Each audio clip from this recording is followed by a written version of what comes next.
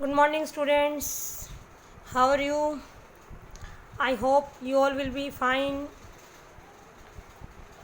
तो स्टूडेंट्स आज हम पढ़ेंगे मेटल एंड नॉन मेटल में आपका नेक्स्ट पार्ट है आपके पास एक्सट्रैक्शन ऑफ मेटल से रिलेटेड। तो उसको पढ़ने से पहले हम कुछ टर्म्स पढ़ेंगे जो इसमें आपकी यूज़ होंगी। तो सबसे पहले आपकी है मिनरल एंड ओर। चैप्टर के स्टार्टिंग में मैंने आपको बताया था कि अर्थ क्रस्ट में आपके पास अर्थ जो क्रस्ट है वो मेजर सोर्स है किसका, एलिमेंट्स का। तो आपके पास जो अर्थ क्रस्ट में जो एलिमेंट्स हैं उनकी जो परसेंटेज है वो क्या आपके पास डिफरेंट है आपके पास। तो ये आपको मैंने एक रिलेटिव परसेंटेज बताई है कुछ मेटल्स की अर्थ क्रस्ट के अंदर। सबसे मोस्ट अबंडेंट मेटल कौन सी है आपकी, एल्यूमिनियम जो 8.3% है, फिर आयरन है, फिर कैल्शियम, फिर सोडियम, फिर आपके पास potassium, then magnesium and other आपके पास। तो this is the relative percentage of metals in earth crust. अब हम बात करते हैं मिनरल एंड ओर के बारे में। आप सभी जानते हैं अर्थ क्रस्ट के अंदर जो टेम्परेचर है वो क्या है, below the surface of earth is very high. तो due to the high temperature जो मेटल्स जनरली हैं वो नॉर्मली एग्जिस्ट नहीं करती किसके अंदर, फ्री स्टेट के अंदर। मेटल्स क्या करती हैं, नॉन मेटल के साथ कंबाइन करती हैं आपके पास। तो मोस्टली वो क्या किस फॉर्म में कंबाइन करती हैं, तो ऑक्साइड्स बनाएंगी या कार्बोनेट्स, सल्फाइड्स, सल्फेट्स। तो जो कंबाइंड स्टेट है मेटल की अर्थ क्रस्ट के अंदर that is known as mineral. The combined state of metal found in earth crust is known as mineral. Earth crust के अंदर मेटल आपको जिस कंबाइंड फॉर्म में मिलेगी that is known as mineral. For example मान लो आपके पास क्या है, आयरन। तो आयरन आपके पास क्या है, आयरन ऑक्साइड की फॉर्म में मिल सकता है, आयरन सल्फाइड की फॉर्म में मिल सकता है आपके पास। तो ये आयरन के क्या हुए आपके पास, मिनरल आपके पास। क्लियर आपको।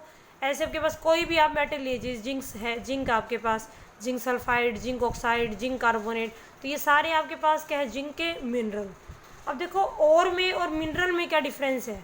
ओर क्या होगा आपके पास, अब आपके पास एक मेटल के बहुत सारे मिनरल हैं। अब ऐसा तो है नहीं कि हम हर एक मिनरल से मेटल को आसानी से बाहर निकाल सकते हैं।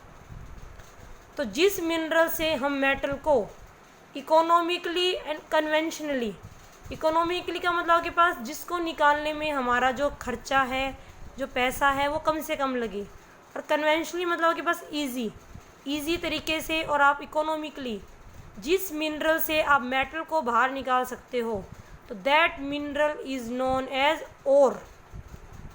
मान लो आपके पास जिंक के 3 मिनरल हैं, तो तीनों से आप मेटल को बाहर आसानी से नहीं निकाल सकते। जिस मिनरल से आप बाहर निकालोगे वही मिनरल क्या कहलाएगा आपका, ओर। तो क्लियर आपको, all minerals are not ores. सभी मिनरल्स और नहीं हो सकते क्योंकि सभी मिनरल्स से मेटल को बाहर नहीं निकाल सकते, but all ores are minerals. लेकिन जितने भी आपकी ओर्स है वो मिनरल्स होंगी आपके पास। क्लियर आपको। तो आपसे ये एनसीईआरटी का क्वेश्चन भी इसमें पूछते भी हैं, डिफरेंस पूछ लेते हैं मिनरल है और में। अभी मैं आपको नेक्स्ट टेबल बताऊंगी कि कौन सी मेटल की कौन से मिनरल, कौन सी और आपके पास, तो वो आपको याद भी रखनी है। उससे आपसे बोर्ड एग्जाम में भी क्वेश्चन पूछा जाता है आपके पास, तो आपको वो टेबल याद करनी है। तो all minerals are not ores but all ores are minerals. Clear आपको, जिस मिनरल से आप मेटल को बाहर निकालोगे वही मिनरल और कहलाएगा। All minerals are not ores but all ores are minerals. Clear आपको। तो this is the table for the mineral metals ore. तो ये आपके पास टेबल है, ये आपको याद रखनी है। जैसे एल्यूमिनियम की ओर है आपके पास बॉक्साइट, इसका फॉर्मूला आपके पास क्या होगा, Al2O3.2H2O। कॉपर की ओर आपके पास क्यूपराइट